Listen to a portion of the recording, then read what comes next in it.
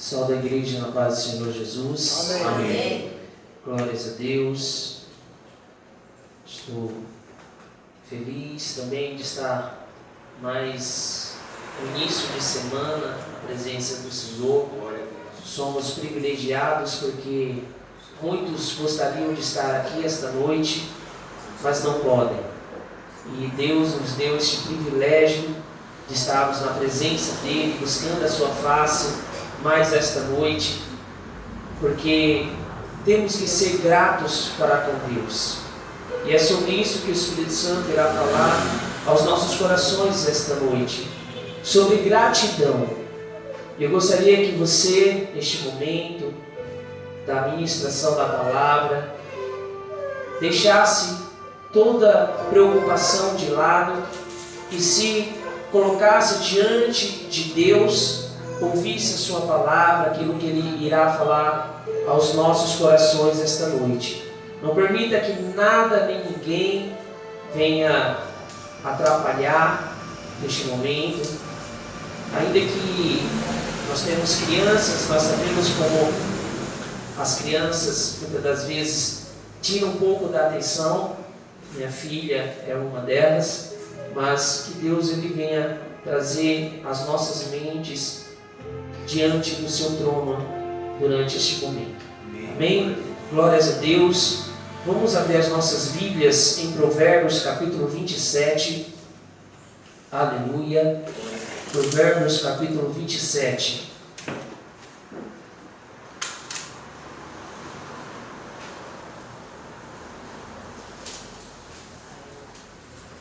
Vamos ler apenas o versículo 7 deste capítulo. Diz assim: a alma farta pisa o favo de mel, mas a alma faminta, todo amargo é doce. Vamos ler mais uma vez? A alma farta pisa o favo de mel, mas a alma faminta, todo amargo é doce. Feche seus olhos. Senhor nosso Deus e nosso Pai, neste momento, ó Pai, venha sondar e esquadrinhar os nossos corações, quebrantar, Senhor, nossas vidas diante de Ti, abrir, Senhor, nossas mentes e corações para a Tua palavra. Falar conosco não o que queremos ouvir, mas o que necessitamos ouvir da Tua parte, Senhor amado. Envia a Tua palavra com poder e autoridade, e que a Tua palavra ela produza o resultado ao qual será enviada. Fala conosco, ó Deus, no íntimo, no oculto, daquilo, Senhor, que necessitamos ouvir de Ti, em o nome de Jesus. Amém e graças a Deus. Glórias a Deus, pode se assentarem. Aleluia, louvado seja o nome do Senhor. É uma palavra, irmãos, que o Senhor me deu alguns dias atrás, e hoje eu, olhando ela e procurando uma inspiração do Espírito Santo, até me veio algumas dúvidas se seria ela mesmo que a igreja necessitaria ouvir, mas muitas das vezes eu já tive esta crise de uma dúvida, e todas as vezes o Espírito Santo sempre confirmava, sempre falava assim: é isso mesmo que a igreja necessita ouvir. Porque às vezes nós queremos agradar, nunca queremos desagradar, porque o nosso desejo é sempre agradar ao nosso próximo, porque a palavra de Deus nos ensina desta maneira. Mas muitas das vezes o agrado ele não vem de Deus, porque muitas das vezes Deus ele quer mostrar algo em nossas vidas que muitas das vezes vai além do nosso entendimento, além das nossas capacidades mentais, de entendermos aquilo que Deus Ele quer de cada um de nós.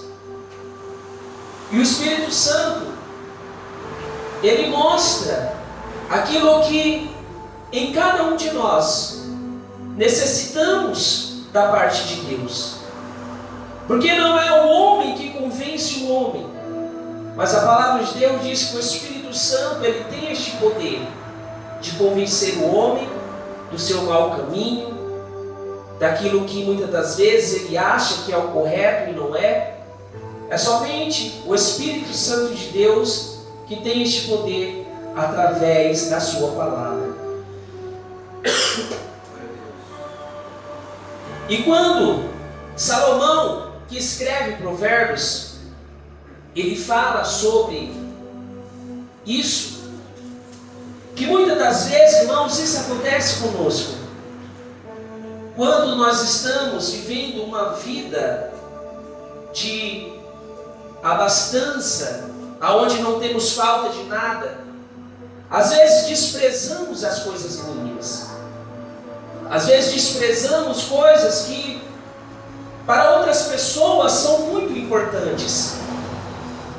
Mas porque nós estamos vivendo uma vida sossegada, nós desprezamos muitas das vezes momentos importantes de nossas vidas e que nós não damos valor.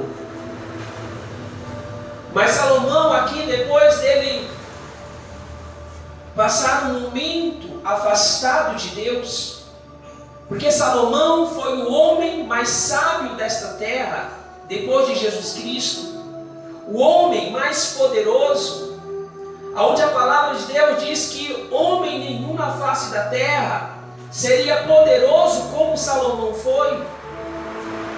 Ele chega a uma conclusão de que muitas coisas que ele desprezou no seu passado, hoje ele aprendeu a dar valor. Hoje ele aprendeu a dar valor às coisas mínimas que outrora ele não via com seus olhos ou não entendia com o seu entendimento. Nós vemos um homem também na palavra de Deus que se chamava Jó, que no tempo de Jó, Jó viveu mais ou menos no tempo, segundo teólogos, no tempo de Abraão a Moisés. E quando Jó ele estava ainda com a sua vida sossegada, com a sua vida cheia de coisas materiais que satisfaziam o seu ego muitas das vezes, a palavra de Deus diz que Jó é um homem íntegro que se afastava do mal, mas Jó tinha tudo o que ele queria. É tanto que este foi o motivo de Satanás se apresentar diante de Deus e falar que Jó era fiel a Deus porque ele tinha tudo o que ele queria. E Deus permite que Satanás tocasse na vida de Jó, tirasse todos os seus bens, porque Jó também no seu tempo foi o homem mais poderoso da terra, o homem mais rico que existia naquele Oriente.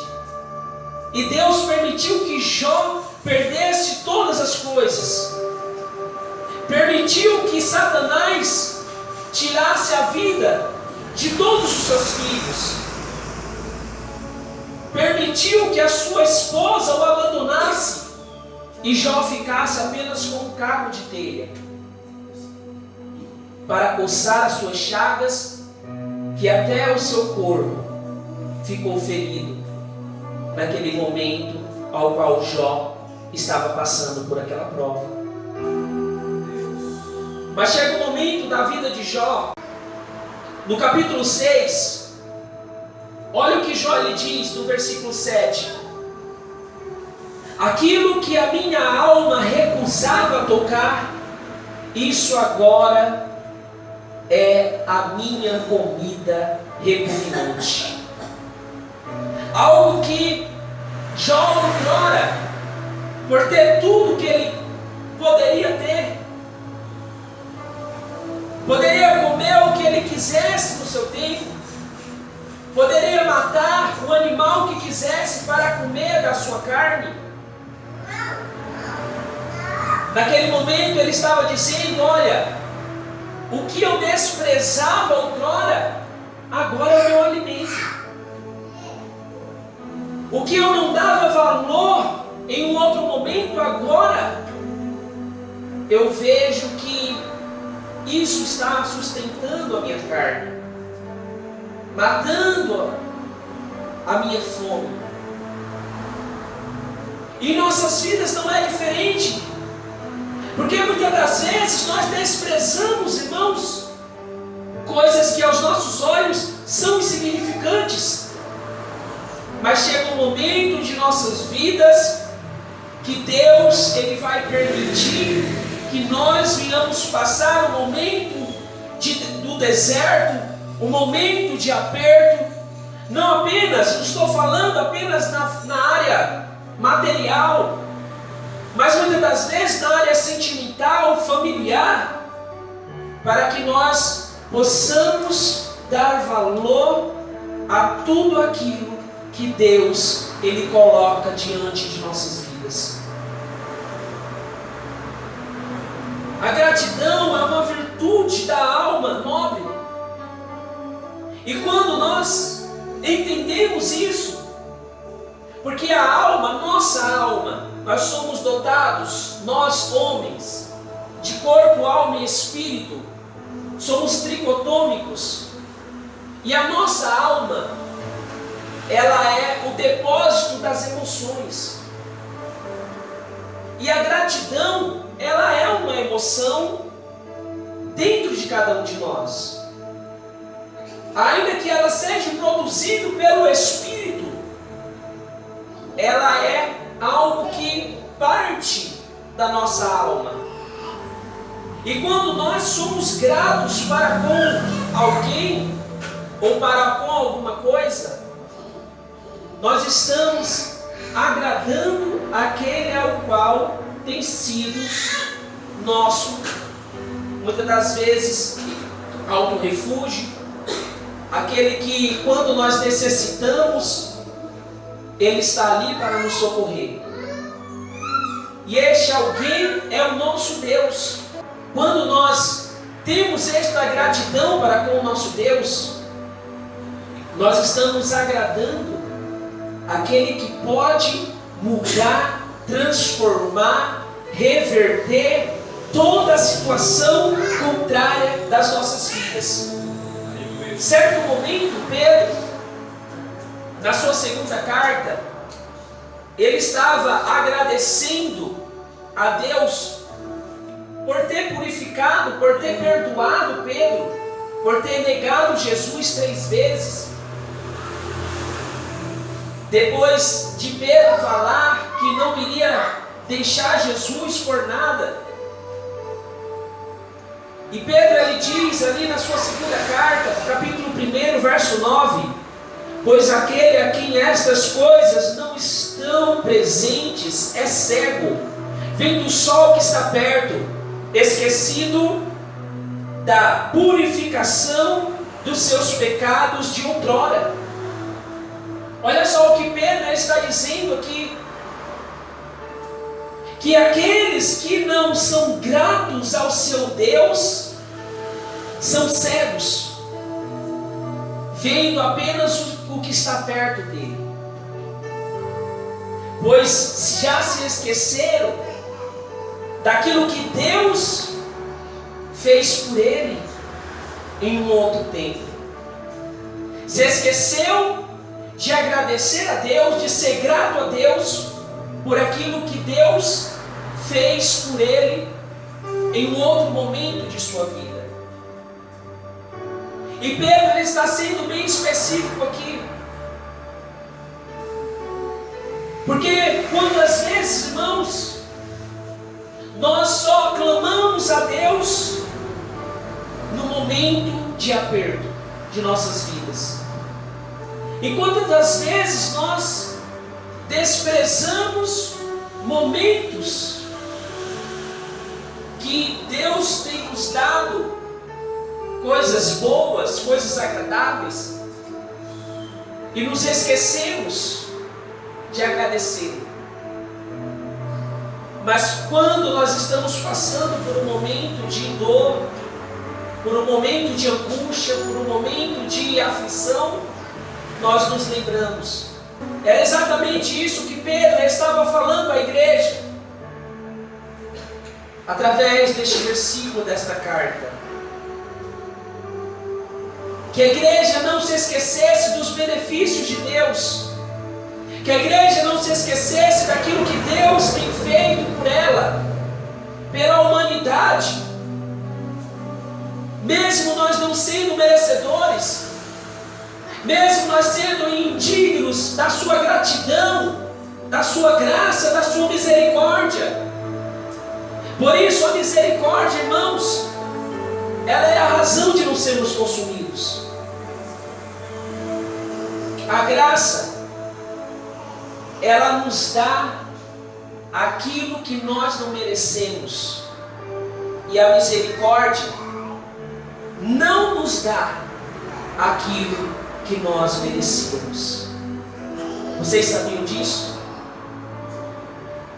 A graça, ela nos dá o favor que nós não merecemos, e a misericórdia, ela não nos dá aquilo que merecemos.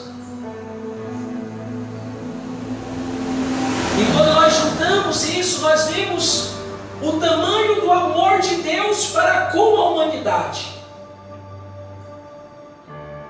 Porque se Deus quisesse, já poderia ter arrebatado a sua igreja, mas Ele está esperando ainda por um, por outro, para que se volte a Ele em espírito e em verdade, para que se renda a Ele, para que o seu coração esteja nele. Esse é o motivo de Deus ainda não ter arrebatado a sua igreja desta terra, porque o seu amor, ele é um amor incondicional, um amor que vai além de todos os nossos entendimentos, um amor que nem mesmo o Senhor Jesus Cristo soube descrever com palavras. Porque quando Ele fala que Deus nos amou de tal maneira, que deu seu Filho unigênito, para que todo aquele que nele crê não pereça, mas tenha a vida eterna, quando Ele diz que Ele amou de tal maneira, é porque lhe faltaram palavras para descrever o tamanho deste amor. Este amor por cada um de nós. A gratidão não custa nada, mas tem um valor imenso para com aquele ao qual nos beneficiou. Paulo, nós sabemos que Paulo, outrora quando era Saulo ainda, era um homem perseguidor dos crentes, era um homem que matava os cristãos da época. Mas Paulo foi visto diante de Deus como um homem fiel. Mas como assim fiel? Fiel pelo quê? Fiel por aquilo que ele acreditava. Pois ele acreditava que os cristãos na época eram homens blasfemos. Mas nós sabemos que Deus mudou esta mentalidade de Paulo. Deus mudou a mentalidade de um homem que era um homem sanguinário, um homem que por coisa mínima matava um crente, e colocou em um mesmo lugar aonde ele outrora perseguia. E passou de ser um homem, não agora perseguidor, mas um homem perseguido por aquilo que ele perseguia. E Paulo, ele também foi um homem grato a Deus. Na primeira carta a Timóteo, capítulo 1, verso 12, ele diz: sou grato para com aquele que me fortaleceu, Cristo Jesus, nosso Senhor, que me considerou fiel, designando-me para o ministério. Paulo está falando aqui que ele considerou ele fiel, não foi depois que ele se converteu, não, igreja. Paulo era fiel daquilo que ele acreditava. Só que agora ele estava acreditando no Deus verdadeiro. Mas agora ele tinha virado um ministro de Deus, um ministro da sua palavra. E Paulo ele estava agradecendo a Deus, porque teve misericórdia dele, porque amou a sua alma, porque amou um homem que perseguia aqueles que o amavam, ou seja, que amava a Deus verdadeiramente, o Deus verdadeiro, o Cristo, o Messias. Mas agora ele entendia que o único Deus verdadeiro que ele teria que servir era o Senhor Jesus Cristo, o Deus encarnado que desceu aqui a esta terra para morrer com uma morte terrível de cruz para nos dar a vida eterna. E é este Deus que nós temos que render gratidão. Aleluia. Em uma certa feita, Jesus entrou na casa de um fariseu chamado Simão. E quando eles estavam ali em um banquete, uma determinada mulher entra com um vaso de alabastro, com um vaso de unguento, e começa a ungir os pés de Jesus Cristo. Só que os fariseus que estavam ali começaram a murmurar e falar: será que este homem, falando que é ser, não conhece que esta é uma pecadora? Mulher que alguns teólogos acreditam ser Maria Madalena, a mulher que Jesus Cristo outrora tinha livrado de ser apedrejada. E essa mulher entra ali, vai por debaixo da mesa, começa a ungir os pés de Jesus, começa a limpar os pés dele com seus próprios cabelos. E aqueles religiosos que estavam ali ao redor começaram a dizer: olha lá, aquela pecadora toca Jesus Cristo. E Jesus, sabendo o que estava no coração daqueles homens, olha para Simão e conta-lhe uma parábola. Esta passagem está em Lucas capítulo 7, versículo 41. Diz: certo credor, Jesus contando a parábola para Simão, certo credor tinha 2 devedores. Um lhe devia 500 denários e o outro 50 denários. Não tendo nenhum dos 2 como pagar, perdoou-lhes ambos. E Jesus perguntou: qual deles, portanto, o amarás mais? Respondendo Simão: suponho que aquele a quem mais perdoou.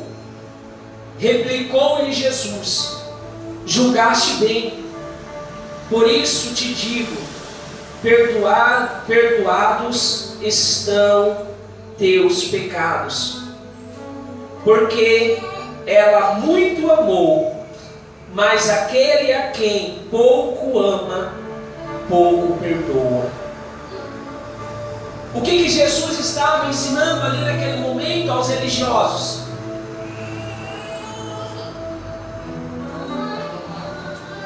Aqueles 2 homens deviam quantias diferentes. Mas quando Jesus ele pergunta qual desses 2 homens amará mais o seu Senhor? E Simão responde: aquele a quem foi mais perdoado.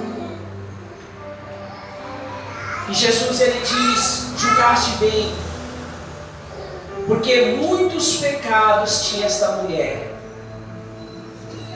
Hoje ela está me amando muito mais do que vocês. Porque muitos pecados dela foi perdoado. Vocês não me amam o quanto ela me ama. Por quê? Porque quem mais é perdoado, mais tem amor para dar. Quem menos é perdoado, menos tem amor para dar. E Jesus, naquele momento, deixou todos aqueles fariseus, todos aqueles religiosos ali, de boca aberta, porque não puderam falar mais nada, não puderam mais criticar, não puderam mais falar de uma pecadora arrependida e perdoada, que era aquela mulher. E cada um de nós, irmãos, representa isso. Nós somos um pecador que foi perdoado 500 denários. E nós temos o dever de amar muito mais a Cristo, porque Ele pagou um alto preço por cada um de nós. Preço este, um valor exorbitante, um valor que nem prata, nem ouro, nem pedras preciosas pode pagar, que foi o seu sangue vertido na cruz do Calvário. Temos que reconhecer, temos que ser gratos a Deus, temos que ter em nosso coração todos os dias a menção de um Deus Todo-Poderoso que nos ama, mesmo nós não sendo merecedores. Que nós venhamos olhar para o nosso Deus, vê-lo não apenas como Deus, mas como um Pai. Um Pai que sacrificou um dos seus filhos para que hoje nós tivéssemos vida. Este amor, irmãos, nós nunca poderemos pagar. Olha o que Pedro ele diz ainda na sua primeira carta, capítulo 2, verso 20. Pois que mérito há em ter de suportar sofrimento se cometeis pecado e sois esbofeteados por isso? Preste atenção. Mas se suportais sofrimentos quando fazes o bem, isto é digno de louvor e gratidão diante de Deus.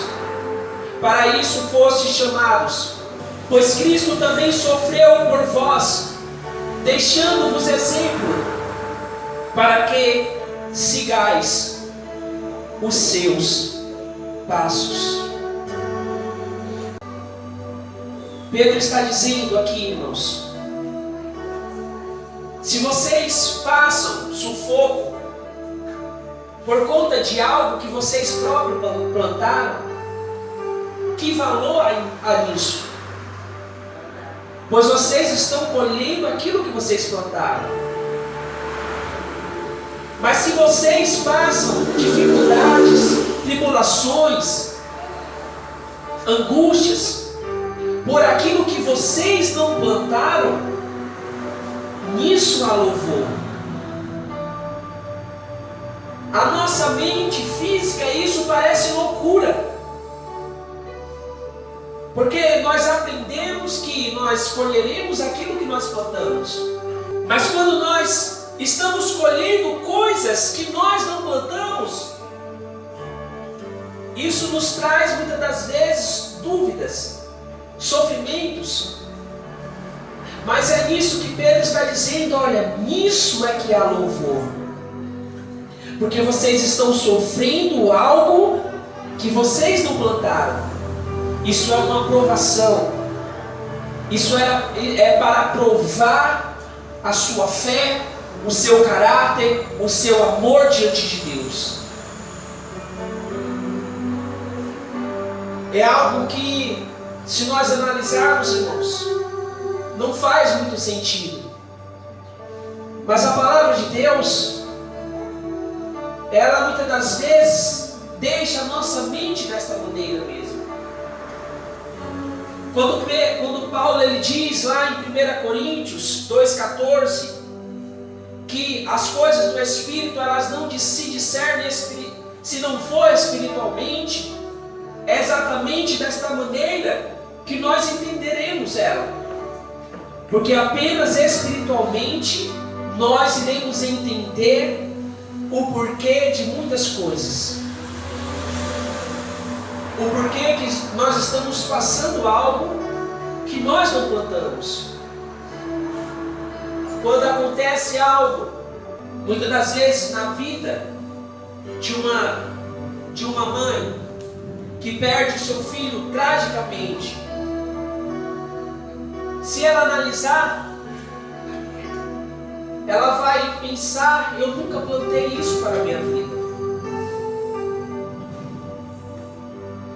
Mas muitas das vezes, irmãos, Deus permite isso.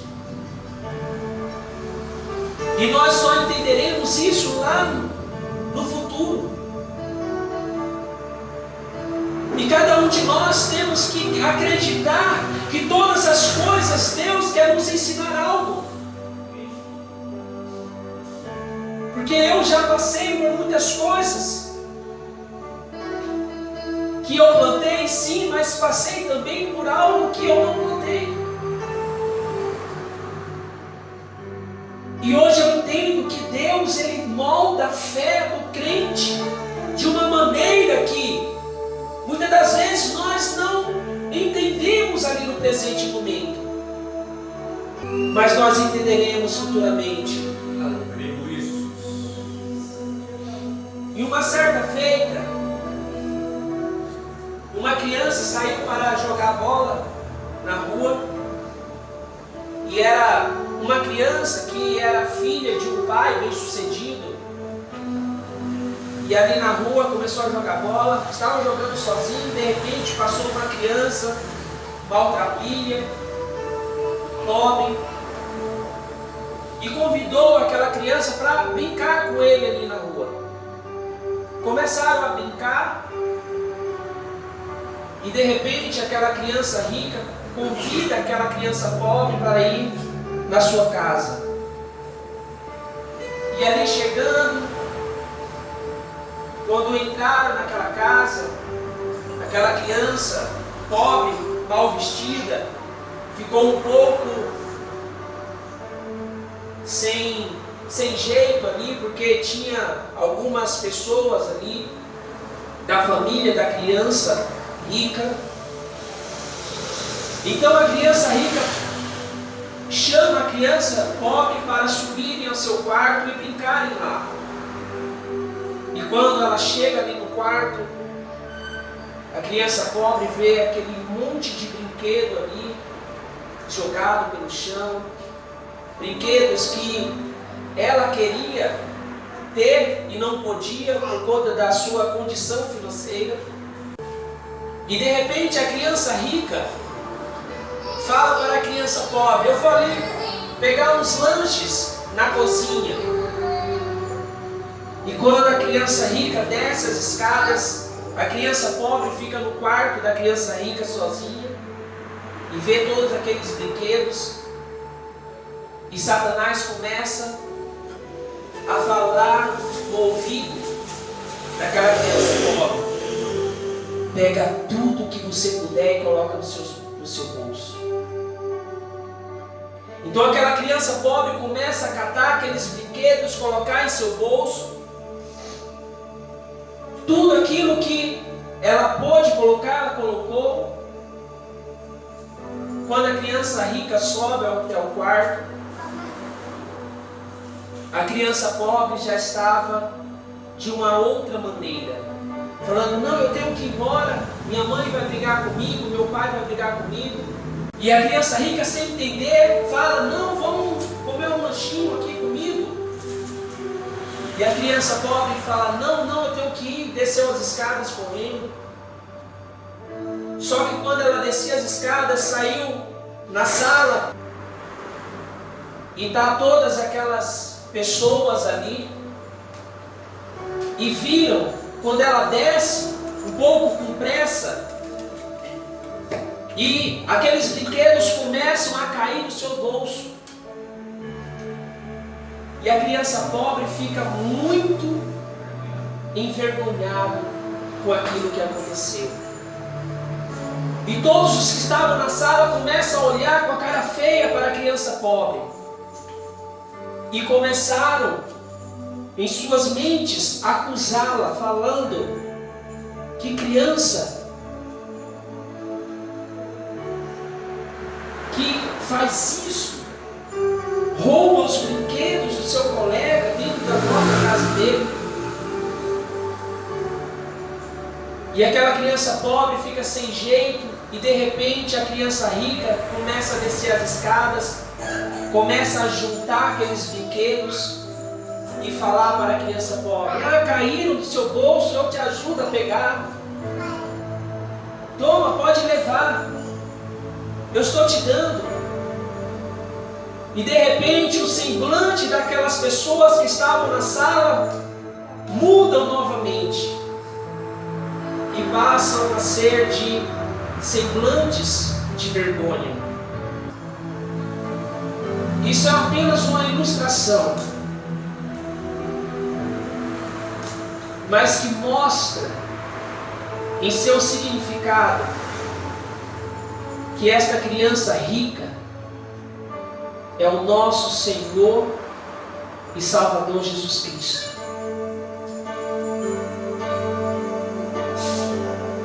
Que pagou um preço para nós não sermos acusados por Satanás. Pagou um preço por cada um de nós para que hoje nós tivéssemos o direito da nossa salvação eterna.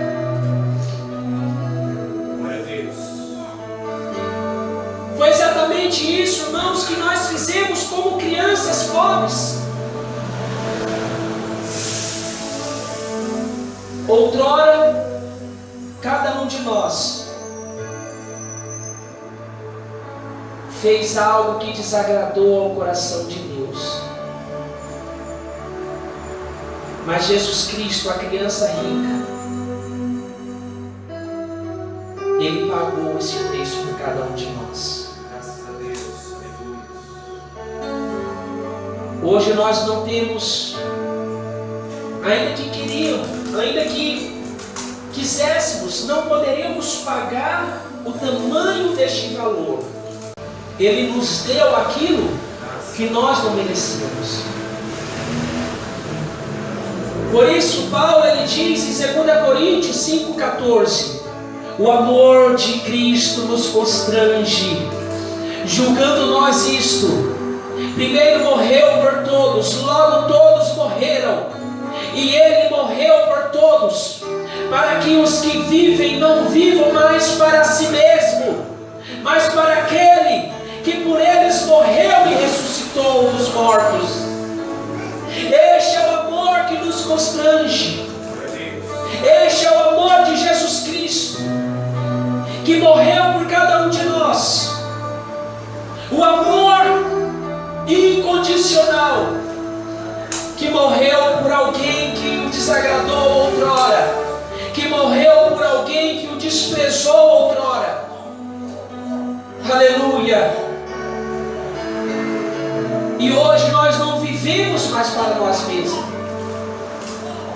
Nós vivemos por aquele que morreu, mas ressuscitou ao terceiro dia. Louvado seja o nome do Senhor.